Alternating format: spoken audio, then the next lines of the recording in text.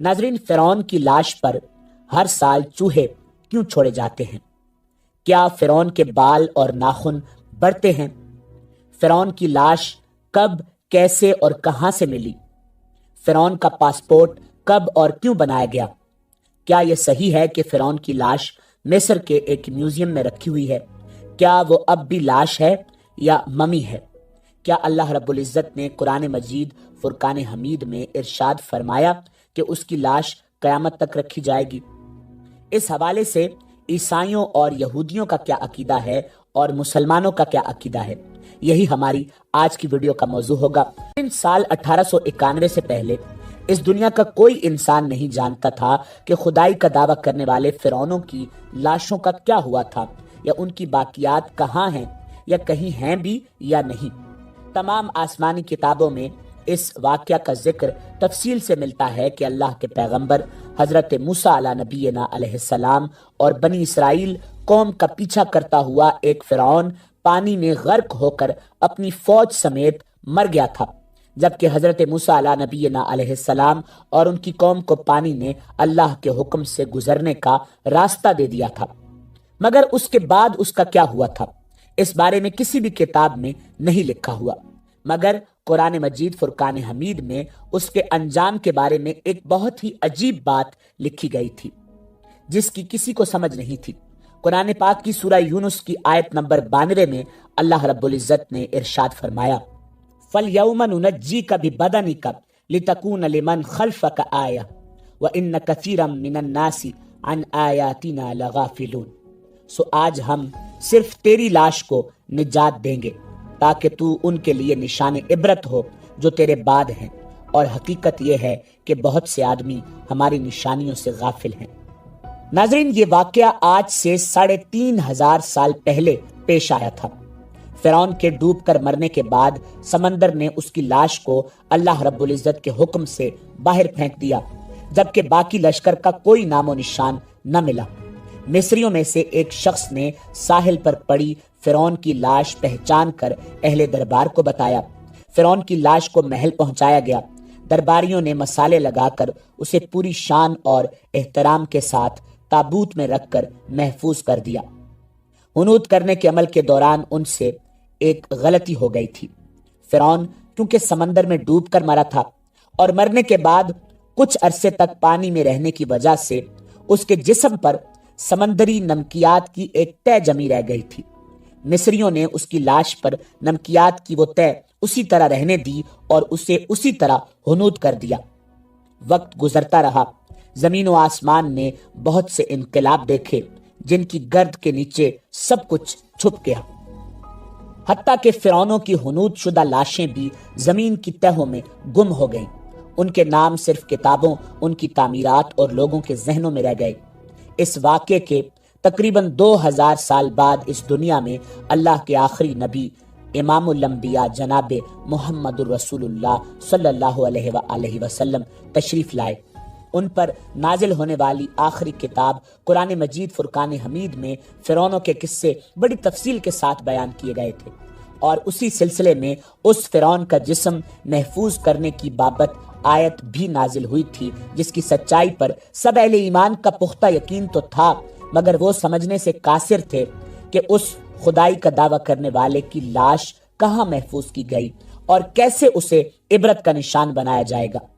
ناظرین، سال 1871 میں مصر کے ایک شہر الغورنیہ سے تعلق رکھنے والے غریب اور معمولی چور احمد عبد الرسول کو فرعونوں کی ہنوت شدہ لاشوں کی طرف جانے والے خفیہ راستے تک رسائی مل گئی۔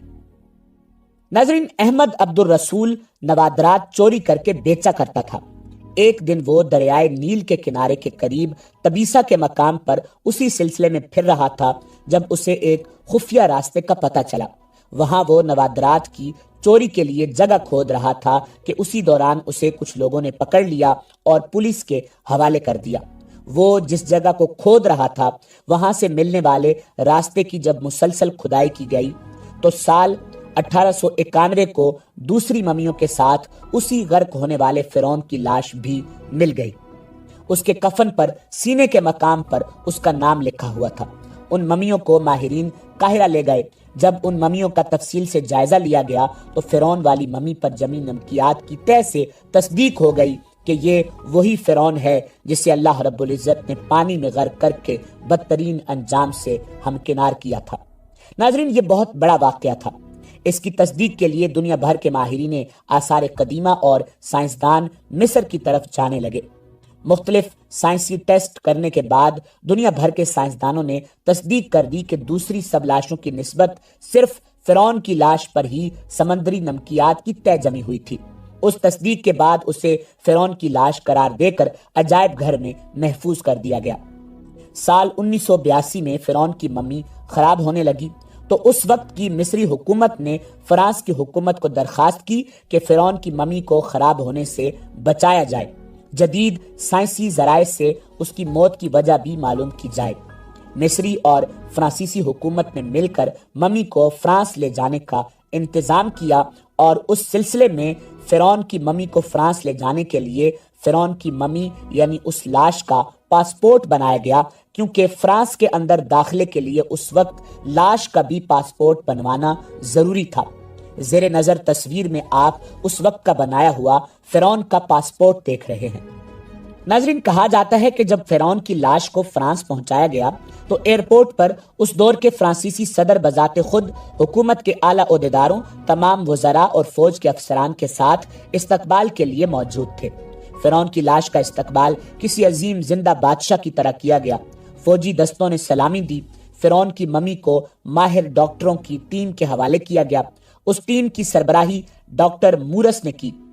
مائکروسکوپ ٹیسٹوں کے ذریعے ممی کے تمام اعضاء کا باریک بینی سے جائزہ لیا گیا تو معلوم ہوا کہ اس کی لاش اور جسم میں سمندری ذرات ابھی تک موجود ہیں اور اس کا گوشت ہر روز تازہ ہوتا ہے اور بڑھتا ہے، اور موت کی وجہ بھی پانی میں ڈوبنے کی وجہ سے ہوئی تھی۔ ایک بادشاہ کی موت پانی میں ڈوبنے کی وجہ سے ہو، یہ ڈاکٹر مورس کے لیے حیران کن بات تھی۔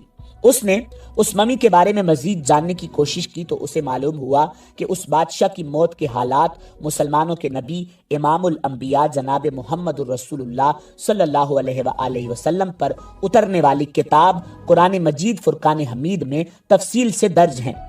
اسے علم تھا کہ جہاں سے یہ لاش ملی ہے وہ ایک اسلامی ملک ہے۔ تجسس کے ہاتھوں مجبور ہو کر وہ مصر پہنچا۔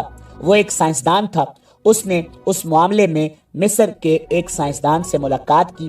اس سائنسدان نے قرآن پاک کھول کر اسے سورہ یونس کی آیات 90 تا 92 کا ترجمہ لفظ بلفظ سنایا۔ فرعون کا خدائی کا دعویٰ، اس کا پانی میں ڈوب کر مرنا اور پھر پانی سے نکال کر اس کی لاش کا حنوط ہو جانا اور پھر دوبارہ لاش کا ملنا اور پھر اس کی لاش کو جدید سائنسی دور میں دوبارہ محفوظ کیا جانا، سب کا اشارہ ایک جانب تھا اور بہت واضح تھا۔ ناظرین، یہ اللہ رب العزت کی شان، مقام اور مرتبہ ہے کہ اس نے فرعون جس نے خدائی کا دعویٰ کیا اور اس پروردگار عالم کے مقابلے میں آیا، اس کی لاش کو قیامت تک نشان عبرت بنا دیا۔ فرعون وہ واحد شخص ہے جس کی لاش پر گوشت تر و تازہ ہے، لگتا ہے ابھی کسی نے اس کو سلایا ہو۔ اس کے بال اور ناخن بڑھتے ہیں، بلکہ اس کی ناش پر گوشت بڑھتا ہے اور بڑھتا رہتا ہے۔ ہر سال 15 مارچ کو اسی میوزیم میں چوہے رکھے ہوئے ہیں جو اس کے اوپر چھوڑے جاتے ہیں اور وہ اس کا بڑا ہوا گوشت کھا جاتے ہیں اور پھر اس کی ڈریسنگ کی جاتی ہے اور اس کو دوبارہ شیشے میں رکھا جاتا ہے۔ ناظرین، فرعون کی لاش کے بال بالکل صحیح، آنکھیں، ہر چیز بالکل صحیح سلامت۔ وہ لگتا نہیں کہ یہ 3500 سال پرانی ممی ہے۔ ممی اور لاش میں فرق ہوتا ہے۔ ایسا لگتا ہے کہ یہ نئی اور تازہ لاش ہے۔ موسیٰ علیہ السلام اور ہمارے آقا کریم نبی آخر الزماں امام الانبیاء جناب محمد الرسول اللہ صلی اللہ علیہ وآلہ وسلم کے درمیان 2000 سال کا فرق ہے۔ میں تمہارے جسم کو نجات دوں گا اور لوگوں کو کہوں گا کہ دیکھو یہ انجام ہے خدائی کا دعویٰ کرنے کا۔ ایک دفعہ موسیٰ علیہ السلام نے پوچھا، اے پروردگار عالم، تو فرعون کو اتنی مہلت کیوں دیتا رہا؟ وہ تو کہتا تھا میں خدا ہوں۔ تو اللہ رب العزت نے ارشاد فرمایا، یہ کم بخت اپنی رعایا میں عدل کرتا تھا، اس لیے اس کو میں مہلت دیتا رہا، جب اس نے ظلم کیا تو پھر پکڑا۔ ناظرین، فرعون کی لاش کے حوالے سے عیسائیوں اور یہودیوں کا یہ عقیدہ ہے کہ فرعون پانی میں غرق ہو کر ہلاک نہیں ہوا تھا، بلکہ وہ اس وقت بچ گیا تھا اور بعد میں طبی موت مرا۔ اور قرآن مجید فرقان حمید کی آیات بینات کے مطابق مسلمانوں کا یہ عقیدہ ہے کہ فرعون کو اللہ رب العزت نے پانی میں غرق کر دیا تھا اور قیامت تک اس کی لاش کو نشان عبرت بنا دیا۔ ناظرین، فرعون کی ممی نہیں بلکہ لاش ہے۔ فرعون کی لاش ایسے محفوظ کر کے دنیا کے سامنے لا کر رکھ دی گئی کہ انٹرنیٹ کی ایک کلک پر، رسائل و جرائد پر، ٹی وی چینلز پر اور عجائب گھر میں اربوں انسانوں کی آنکھوں کے سامنے پچ کی قابل ترس حالت میں موجود ہے، عبرت کے لیے، سوچنے کے لیے کہ عبادت کے لائق اور ہمیشہ رہنے والا وہی ہے جو سب کا خالق اور رازق ہے۔ ڈاکٹر مورس نے آیات کا ترجمہ سنا تو اسی وقت پکار اٹھا، اللہ سچا ہے، قرآن سچا ہے، اور اللہ کا نبی امام الانبیاء جناب حضرت محمد مصطفیٰ صلی اللہ علیہ وآلہ وسلم سچا ہے۔ کلمہ پڑھا اور مسلمان ہو گیا۔ ناظرین، اسی امید کے ساتھ اجازت دیجیے کہ آپ کو ہماری ویڈیو پسند آئی ہوگی۔ ملتے ہیں بہت جلد ایک نئی تاریخی، تحقیقی اور معلوماتی ویڈیو کے ساتھ۔ دیکھتے رہیے info@adil۔ اللہ رب العزت آپ کا حامی و ناصر ہو۔